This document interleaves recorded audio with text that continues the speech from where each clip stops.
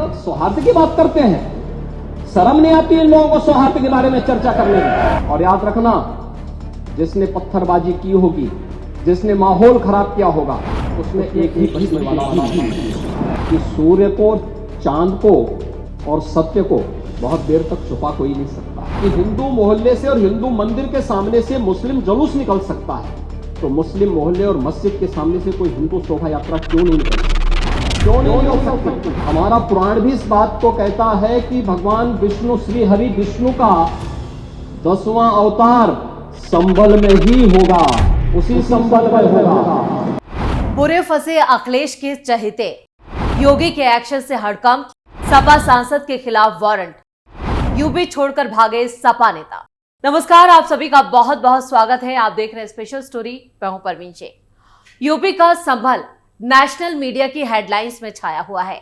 इसके साथ ही सीएम योगी का बुलडोजर भी अखबारों के पन्नों में खूब सुर्खियां बटोर रहा है। वहीं यूपी संभल के दंगाइयों पर जमकर योगी की पुलिस डंडे बरसा रही है।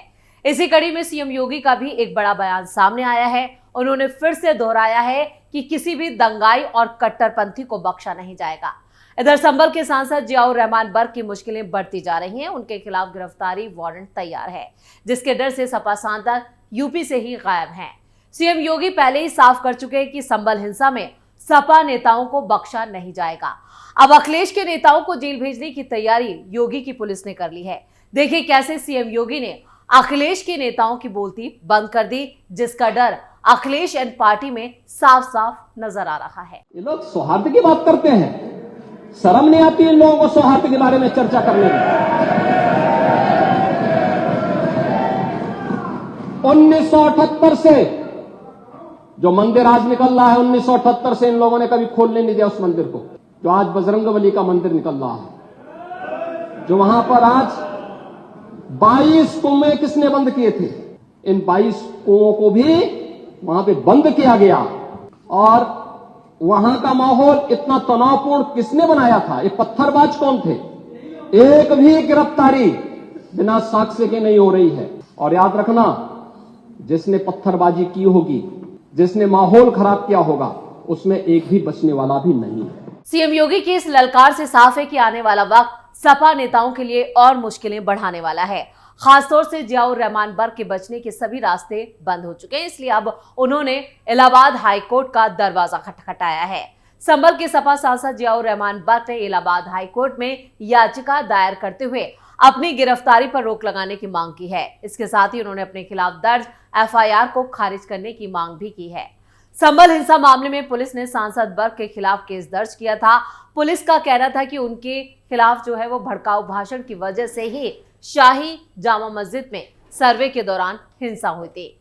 सांसद बर्क ने हाईकोर्ट में दायर अपनी याचिका में अपने सांसद होने का हवाला दिया और कहा कि पढ़े लिखे इंसान हैं, और इसके साथ ही उन्होंने हिंसा से जुड़े कई और तर्क भी दिए कि उनका इससे किसी भी तरह से कोई भी जुड़ाव नहीं है, इसलिए उनके खिलाफ दर्ज की गई एफआईआर को खारिज कर देना चाहिए।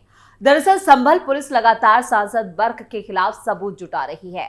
पुलिस ने कहा था कि जियाउर रहमान बर्क ने भड़काऊ भाषण दिया था और इसी की वजह से हिंसा हुई।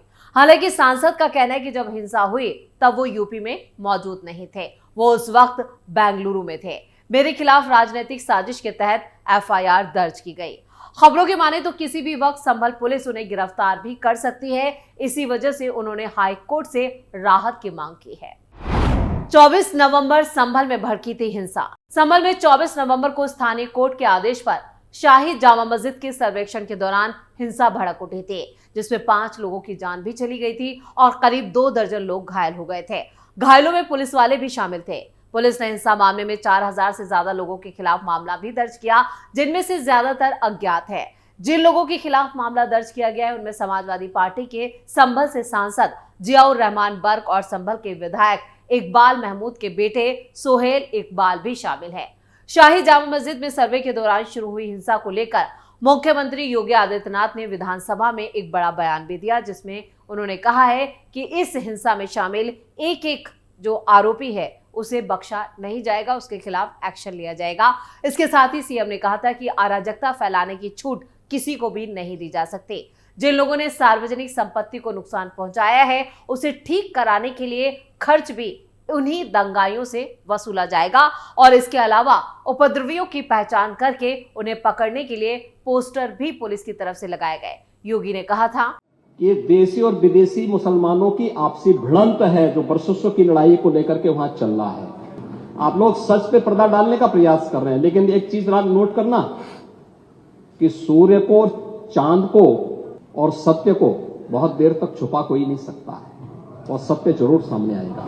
और उसी सत्य के बारे में कहा जा रहा है, नेता प्रतिपक्ष कह रहे थे कि वहां की स्थिति ऐसी है कि अगर मंदिर आ भी जाएगा, मंदिर बन जाएगा। मैं कहता हूं, ये तो बाबरनामा भी कहता है कि हर मंदिर को तोड़ करके एक ढांचा खड़ा किया गया। हमारा पुराण भी इस बात को कहता है कि भगवान विष्णु, श्री हरि विष्णु का 10वां अवतार संभल में ही होगा, उसी संभल में होगा। तो यूपी विधानसभा में संभल पर बोलते हुए सीएम योगी ने विपक्ष को जमकर धोया और इसके साथ ही योगी ने साफ कर दिया कि सपा नेताओं को किसी भी सूरत में बख्शा नहीं जाएगा, यानी अगर उन्होंने गुनाह किया है तो इसकी सजा उन्हें जरूर मिलेगी। संभल हिंसा में नामजद आरोपी बनने के बाद अब समाजवादी पार्टी के सांसद जियाउर रहमान बर्क की और मुश्किलें बढ़ गई हैं। वो एक और मामले में फंसते हुए नजर आ रहे हैं। अब समाजवादी पार्टी के सांसद बिजली चोरी के आरोपों से घिर चुके हैं। 17 दिसंबर को उनके घर से पुराना मीटर हटाकर स्मार्ट मीटर भी लगाया गया। खबरों के मुताबिक सपा सांसद के घर पर एसी, कूलर समेत तमाम इलेक्ट्रॉनिक सामान मौजूद है जिनका वो इस्तेमाल भी करते हैं, लेकिन 5 महीने का जो बिजली का बिल आया है वो 0 आया है, जो कई सवाल खड़े करता है। जिसके बाद अब विभाग पुराने मीटर की जांच करवा रहा है। अगर जांच में गड़बड़ी मिली तो उनके ऊपर एफआईआर भी दर्ज हो सकती है। संभल के पुलिस अधीक्षक कृष्ण कुमार बिश्नोई ने कहा, सांसद के घर के कई महीनों का बिजली बिल 0 दिखाया गया है, जबकि घर में एसी, कूलर समेत तमाम उपकरण मौजूद हैं। इस साल जुलाई, अगस्त, सितंबर, अक्टूबर और नवंबर महीने में एक भी यूनिट बिजली की खपत नहीं हुई है। जून में मात्र 13 यूनिट बिजली खर्च हुई है। सबसे ज्यादा बिजली की खपत अप्रैल में 35 यूनिट की हुई है और इस मामले में जांच रिपोर्ट के बाद एफआईआर दर्ज की जाएगी।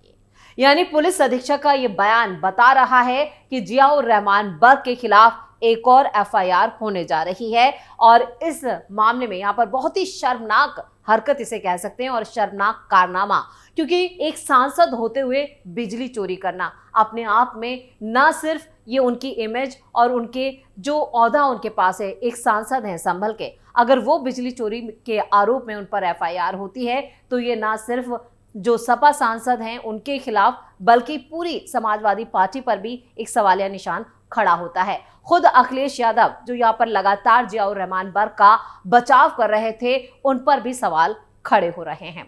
गौरतलब है कि सांसद जियाउर रहमान बर्क के नाम पर 2 किलोवाट और नया स्मार्ट मीटर लगने पर समाजवादी पार्टी के सांसद के जो पिता हैं ममलूकू उर रहमान बर्क ने कहा है कि इसमें नया क्या है, मोहल्ले में सभी के यहाँ स्मार्ट मीटर लग रहा है, हमारे यहाँ भी लगा है। बिजली चोरी के आरोपों पर उन्होंने कहा कि बिजली चेकिंग, मंदिर मस्जिद विवाद को सुई का फावड़ा ना बनाया जाए। यानी उनका साफ तौर पर कहना है कि संभल में जो पुलिस की मौजूदगी है वो राई का पहाड़ बना रहे हैं। उन्होंने कहा कि अगर नोटिस मिलेगा तो जवाब भी दिया जाएगा। उन्होंने ये भी कहा कि शहर के हालात सही हैं, अगर पुलिस यहाँ से चली जाए और भी सही हो जाएंगे। वहीं सांसद जियाउर रहमान बर्क ने बिजली चोरी के आरोपों को गलत करार दिया। उन्होंने कहा कि बिजली का बिल नियमित रूप से जमा कराया गया है। उन्होंने ये भी कहा कि अगर कोई नोटिस मिलता है तो कानून का रास्ता अपनाया जाएगा। फिलहाल बिजली मीटर की जांच करवाई जा रही है। अगर चोरी की बात सामने आती है तो बिजली चोरी की एफआईआर दर्ज होगी। सांसद बर्क पहले ही गिरफ्तारी के डर से संभल छोड़ चुके हैं, वो संसद सत्र में भी नजर नहीं आ रहे, जिससे साफ है कि गिरफ्तारी का डर उन पर हावी हो चुका है और वो कहीं छिप गए हैं।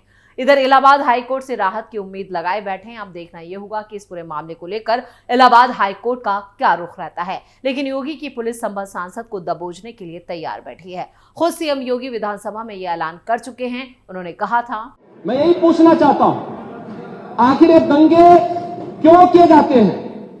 और बहराइच का मामला, महाराजगंज उस कस्बे का जहां के बारे में आप कह रहे हैं कि लगातार मुस्लिम बस्ती थी, प्रशासन नहीं था, 4 कंपनियां पुलिस थी वहां पे, और दंगा सड़क पे नहीं हो रहा था, गोली घर के अंदर से चल रही थी। इस निर्दोष राम गोपाल मिश्रा की हत्या हुई और घर के अंदर से गोली चला करके उसकी निर्मम हत्या की गई। हमें इस सच्चाई को स्वीकार करना चाहिए कि हिंदू मोहल्ले से और हिंदू मंदिर के सामने से मुस्लिम जुलूस निकल सकता है, तो मुस्लिम मोहल्ले और मस्जिद के सामने से कोई हिंदू शोभा यात्रा क्यों नहीं निकल सकती? क्यों नहीं निकल सकती? और यहीं पे विवाद शुरू होता है। सीएम योगी के इस बयान के बाद संभल में हिंसा के बाद बवालियों की धरपकड़ के लिए पुलिस का अभियान भी तेज है।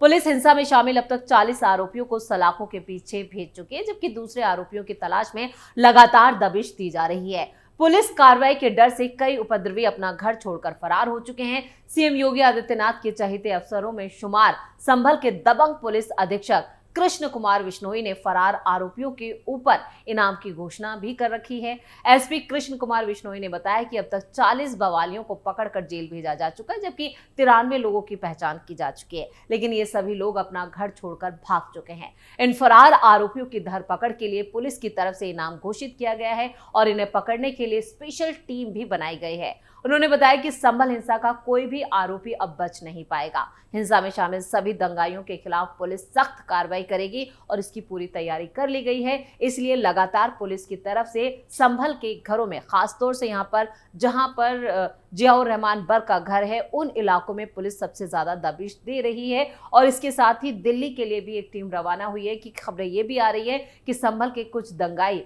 दिल्ली में भी छिपे हो सकते हैं। तो स्पेशल स्टोरी में इतना ही। वीडियो कैसा लगा कमेंट करके अपनी राय जरूर दें। वीडियो को लाइक करें, शेयर करें और कैपिटल टीवी को सब्सक्राइब जरूर करें। धन्यवाद।